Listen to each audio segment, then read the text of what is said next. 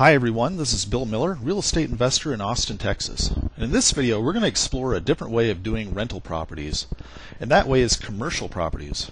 There are some variations, and actually if you really want to know more about it, Robert Kiyosaki gives a very good introduction to this in his book series, the Rich Dad series. But for purposes of this video, we're going to go into a brief overview on what this sort of investing is. So here we go. Commercial real estate investing can offer a very stable investment for a landlord pursuing this. And one of the main reasons for this is that the lease terms are very long. They can be anywhere from 10 to 20 years duration. And in many cases, the day-to-day operation can be quite hands-off for the landlord. There are several ways in which a lease can be arranged with a tenant. We're going to touch on what the different lease structures are.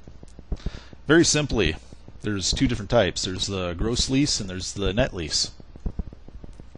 The gross lease is one in which the landlord pays all the expenses, such as utilities, maintenance, janitorial, taxes, and property insurance.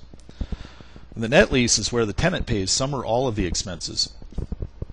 We're going to talk about the gross leases first.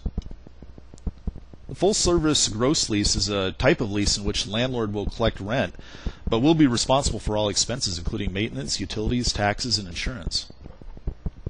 A modified gross lease is one in which the landlord passes all the expenses to the tenant, such as maintenance, taxes, insurance, and utilities. And this sort of lease is common in multi-suite office buildings in which each suite has different electric and janitorial needs. So now on to net leases.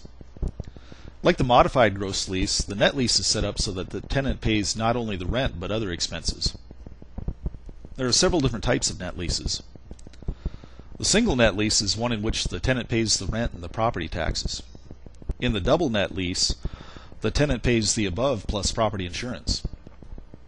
In the triple net lease, which is actually the most popular type of net lease, the tenant pretty much pays all the expenses including maintenance.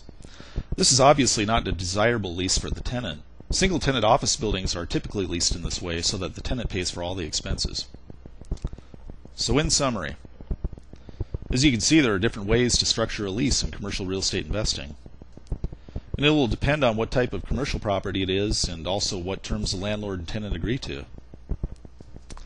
So I want to thank you for watching. My name is Bill Miller, and if you look at the bottom of the screen right now, you're going to see my website there, wealthsecretaustin.com. And right when this video ends, go there quickly and pick up a copy of my free 4-part video series on real estate investing. It's free to you today, but it may not be for long. So go there and get your copy right now. And once again, I want to thank you for watching, and I wish you all the blessings and great success in your real estate investing.